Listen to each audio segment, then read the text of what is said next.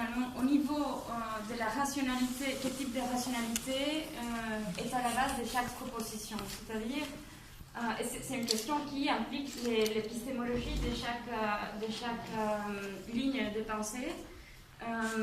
S'il y a quelque chose qui caractérise la pensée décoloniale, et moi je ne connais pas assez la pensée interculturelle, donc ça c'est ma question, c'est qu'on pose comme point de départ de la raison un moment historique qui est le moment de la rencontre avec l'Europe, qui produit, qui défait l'idée d'une origine de la raison, donc d'une origine stable, mais qui pose comme point de départ de la raison moderne et de la raison décoloniale, les traumas.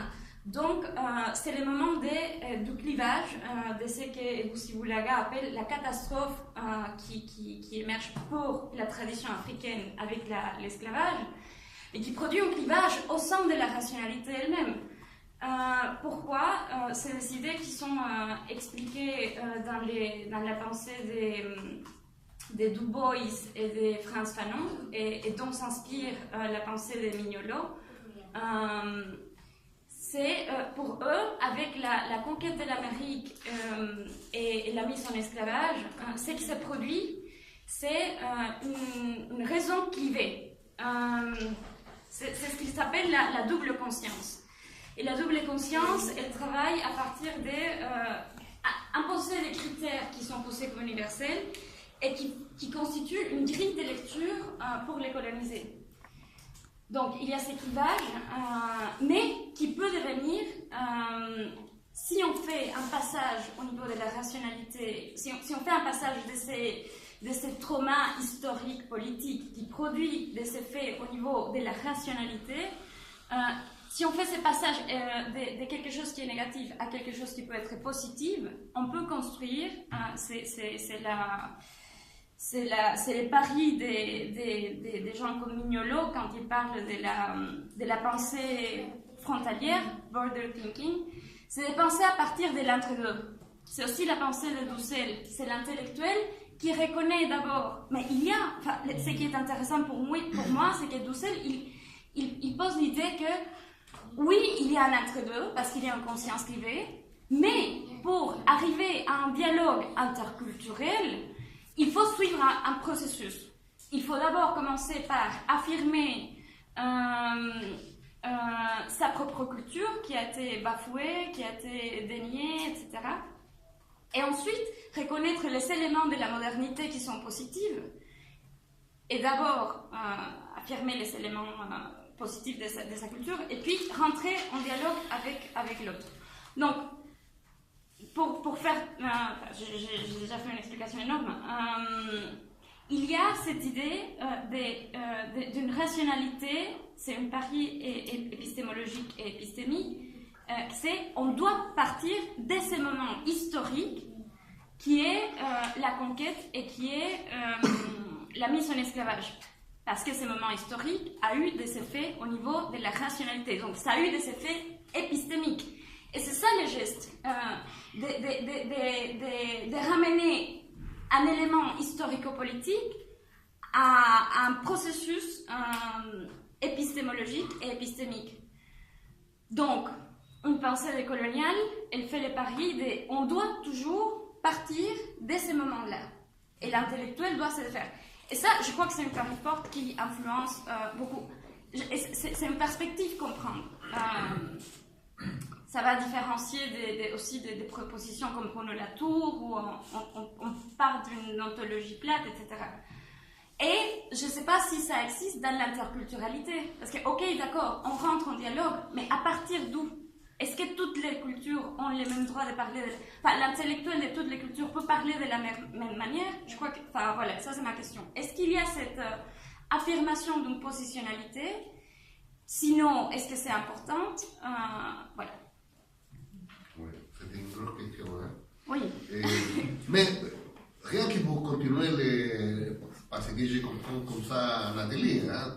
Ça veut dire on essaie plus ou moins pas de répondre, mais de voir comment on pourrait poser plus loin les questions. Alors, je suis d'accord qu'entre le rapport entre la philosophie interculturelle et la pensée décoloniale, il y a une question qui touche la raison et les raisons, en pluriel. Alors, de mon point de vue, pour être méchant, je dirais que du côté de la pensée décoloniale, il y a, je dirais, une sorte de vision assez synthétique de ce qu'on pourrait appeler la rationalité européenne. Tu vois? Et justement, faire l'effet majeur de la philosophie moderne, la question de Descartes, ego cogito, oui, je serais d'accord si on pense au beau texte de Sébastien Todorov, La conquête de l'Amérique, où il essaie de mêler l'ego cogito avec l'ego conquérant. Mais, on dirait, si on pense bien, Descartes, c'est justement le philosophe qui a gagné les paris idéologiques, politiques, des côtés, disons, des élites à l'Europe. Mais il y a d'autres façons de penser l'origine de la modernité qui n'ont rien à voir avec Descartes. Alors justement, Raoul Forné serait plutôt pour dire, mais pourquoi majorer la pensée cartésienne et ne pas reprendre tout ce type de philosophie qui ont été invisibilisées dans la même Europe. Tu vois? Et alors, moi, je trouve que cette idée est assez intéressante. Et j'ai trouvé cette même idée avec Marc Mungiadi, si je comprends bien ta pensée, Marc, quand tu parles de cette possibilité contrefactique qui existe à l'intérieur de chaque culture. Tu vois? Alors, ça c'est pour dire la question méchante à l'égard de majorer la question, tu vois, de la modernité. Mais, pour faire avancer encore le dialogue entre philosophie interculturelle et pensée décoloniale, Raoul Forné, depuis, je pense, 10 ans, il n'utilise plus la terminologie de l'épistémologie. Et alors, il soutient que ces questions, évidemment, est une question qui devient de l'héritage eurocentrique. Alors, si vous voudrez vraiment dialoguer avec les plus démunis des peuples indiens, des Noirs esclavisés, des femmes et de toutes sortes de personnes qui ont été bien, la question, ce n'est pas l'épistémologie, ce n'est pas la question de la raison scientifique, c'est la question plutôt de penser façon de savoir différente. Et alors, aujourd'hui, par exemple, tout ce groupe de notre réseau est en train plutôt de parler de spiritualité. Tu vois? Donc, la question, c'est de savoir que dans les cultures, il y a plus de ressources que ce qu'il y a à l'intérieur de la tradition épistémologique européenne.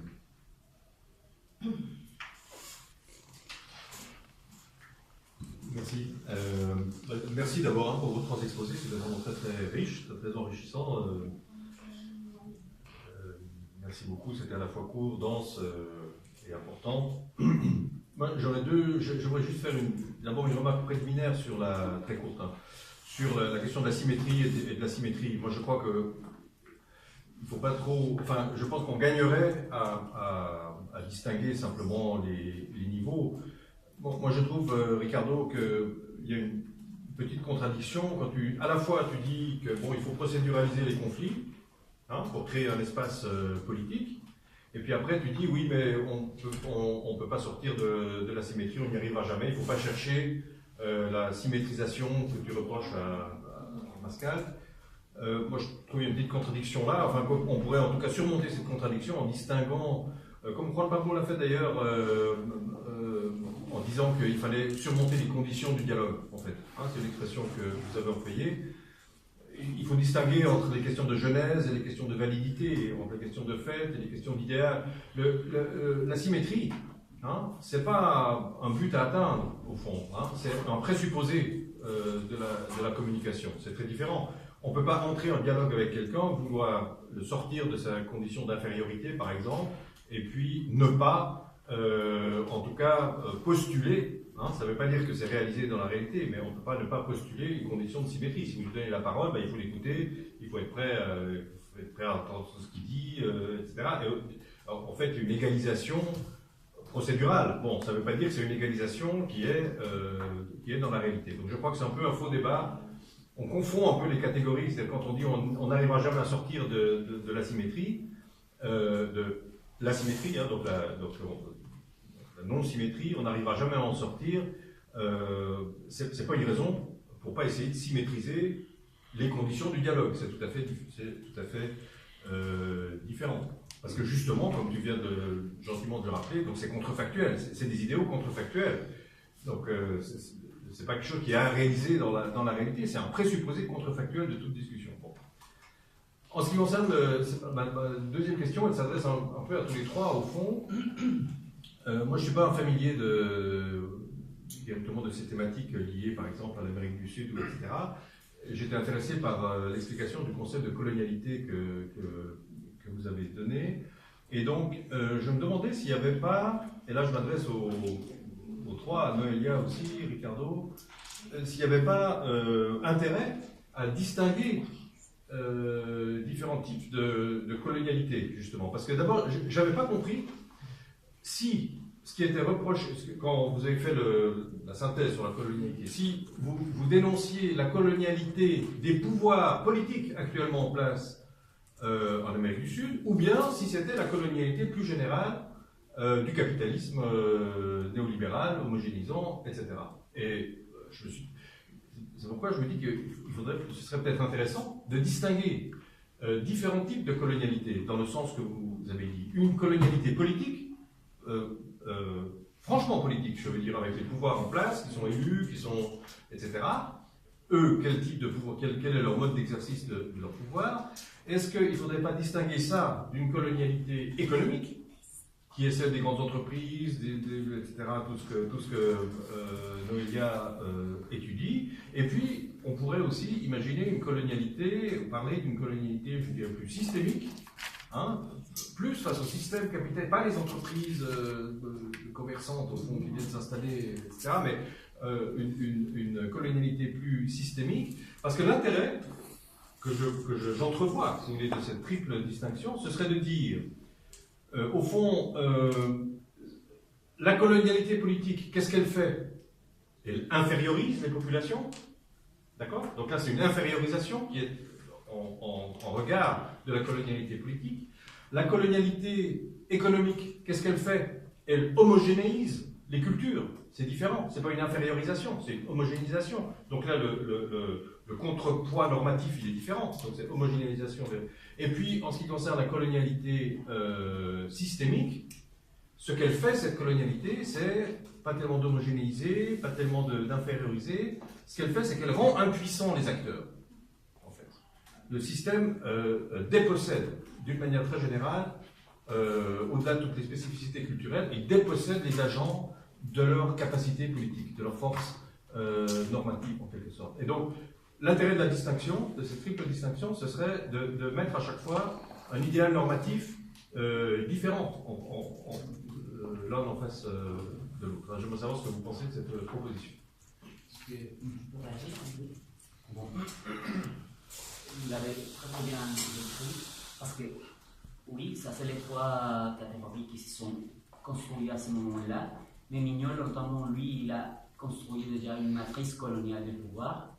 Il essaie de démontrer que c'est à ce niveau. Il y a une partie qui est clairement économique, il y a une autre qui est clairement esthétique. Esthétique, déjà l'esthétique aussi. Mais sinon, il y a une autre. Ça, par exemple, c'est comme quelque chose qui va dans la colonialité de l'être. Mais vous voyez, il y a aussi pour les gens, dans ces matrices-là, il essaie de montrer que la colonialité du pouvoir a finalement, c'est finalement étendu par tous les sphères de la vie, mais toujours en gardant les besoins c'est plutôt une logique inclusion-exclusion. Donc, on présuppose là comme s'il y avait une totalité, un idéal de totalité qui est toujours fermé. Et dans cette situation, on n'a pas moyen de travailler l'altérité, ce qui est hors de ce genre de totalité. C'est vrai, on pourrait parler d'une homogénéisation, mais cette homogénéisation a besoin de l'infériorisation de quelques-uns. Ah oui, oui, bien sûr. Comme vous le signalez très bien, c'est pour ça que je me sens bien d'avoir été compris de cette façon, parce qu'on ne peut pas rester tout simplement comme si ces catégories paralysent une réalité et les laissent, que c'est un peu une critique aussi qu'on peut adresser à une certaine pensée de la modernité, à une certaine rationalité de la modernité. Et je suis d'accord aussi avec Ricardo quand il parle de... ça, c'est seulement une façon de comprendre la modernité et une seule rationalité qui a été proposée par l'Europe. Mais la colonialité que l'on a vécue, on a été emparé par la rationalité prononcée, donnée de cette façon. Pas pour l'autre, pas pour les autres, parce que justement, elle n'était pas non plus hégémonique. Ce qui a été hégémonique aussi en Europe, c'était celle de Cartésien, mais qui après a passé par Kant, Hegel, l'idéalisme. On connaît que cette modernité et on s'est construit presque identitairement par une espèce de miroir avec cette modernité. Donc la colonialité ne réagit pas aux autres formes pas hégémoniques. Mais ce qui est intéressant, c'est qu'il reste ouvert, dans ses critiques à la totalité fermée, il reste ouvert à voir dans des sources différentes des issues à cette situation qui nous a mis un peu dans une position d'infériorité. Donc, on peut parler d'homogénéisation, quelque part, si on parle de globalisation, par exemple, dans le sens plutôt économique.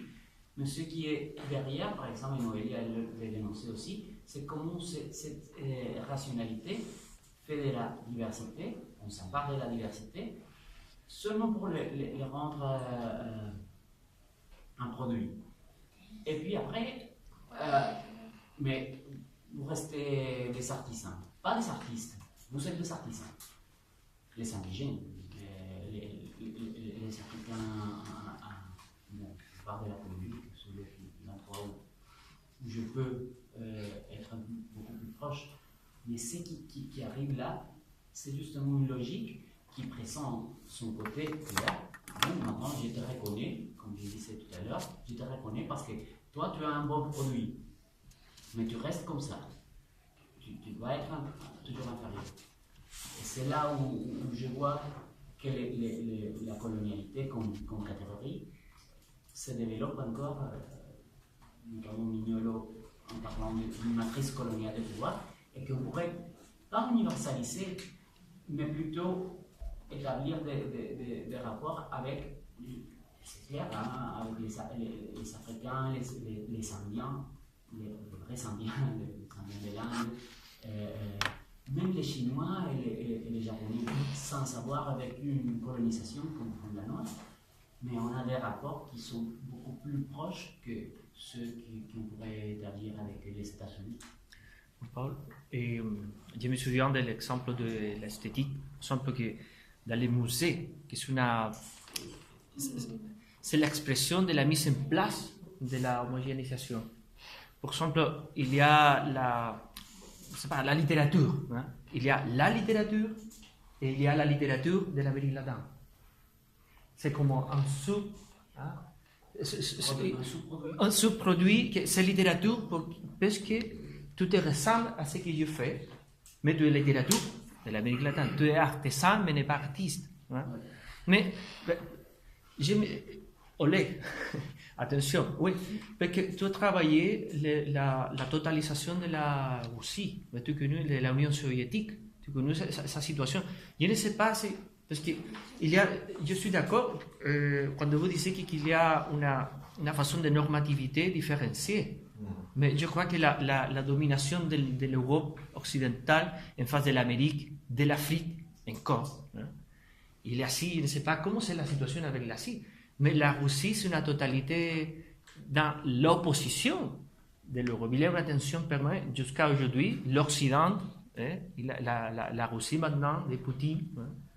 Je ne sais pas s'il y a des différences, si c'est presque la mort, je ne sais pas. Il faut travailler ça. Ouais. Mais c'est ouvert, c'est ouvert. Qui lève la main. Oui, je ne l'ai vu pas, désolé. Bonjour, je suis Thierry Arivou, je suis chargé de cours à Bruxelles. Je suis macroéconomiste et de l'ordre du développement. Ça m'a intéressé parce que j'ai fait une critique du développement. Je vais faire deux petits commentaires et puis une question. Le premier petit commentaire consiste à dire que lorsqu'on lit certains auteurs occidentaux, notamment Adam Smith, lorsqu'on lit La richesse des nations, il ne fait pas de distinction entre les Africains noirs et les Américains. Il parle de peuple barbare. Vous désignez les deux. Donc, c'est son anthropologie, celle des Lumières britanniques. Anthropologie barbare, ce sont les barbares qui sont incapables de division du travail, qui sont incapables de sympathie. Lorsqu'on lit la théorie des sentiments. Donc, lui, il ne fait pas de distinction. Le deuxième commentaire, c'était au niveau des pièges que je trouve souvent dans ce type d'exercice. C'est qu'on parle peut-être de dialogue entre des cultures, entre des civilisations, peut-être que c'est un commun. Mais lorsqu'on fait ce dialogue en utilisant l'anglais, l'espagnol, le français, je trouve que c'est piégé à la base. Parce que nous sommes en train d'utiliser des langues coloniales. Les langues coloniales, pour moi, un dialogue interculturel devrait inviter aussi des langues indigènes en dialogue avec des langues occidentales. Mais très souvent, nous sommes dans une langue. Et on sait qu'une langue est un modèle de lecture du monde. Lorsque nous faisons la critique en français, des choses qui ont été mises en place par les Français, c'est parce que nous sortons du piège. Nous tournons en rond, parce que nous utilisons les instruments qui sont encore des instruments de la colonialité, en fait, au niveau donc de l'encombre d'expression humaine. Ma question, elle est liée au conflit. Elle concerne surtout les deux messieurs qui m'ont présenté tantôt. Je pense que vous avez une approche assez normative du conflit. Le premier exposant nous a montré presque un conflit, disons, qui reste identique à lui-même. Ces asymétries et ces symétries qui se reproduisent de façon identique, où le dialogue ne sert plus à rien. C'est comme si c'est un truc qui ne sert à rien parce que ça se reproduit. Alors le conflit là devient un truc finalement qui est identique à lui-même. Puisque le dialogue, on ne sait pas à quoi il sert. Il n'entraîne pas une modification des positions, il n'entraîne pas une réduction de la symétrie, il n'entraîne rien du tout. Au niveau de la deuxième présentation, nous avons une présentation assez lénifiante, hein, je dirais assez vertueuse du conflit. C'est comme si les parties étaient bienfaisantes, bienveillantes, qu'il n'y avait pas la symétrie de pouvoir, qu'il n'y a pas de situations de domination, comme si le conflit allait accoucher lui-même d'une situation meilleure.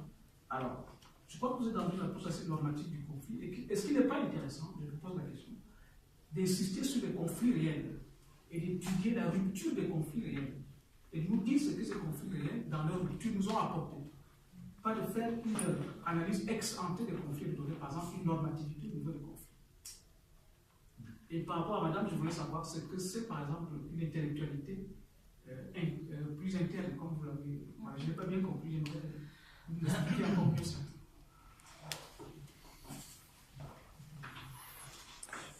Si vous voulez dire quelque chose, c'est ouvert. Hein?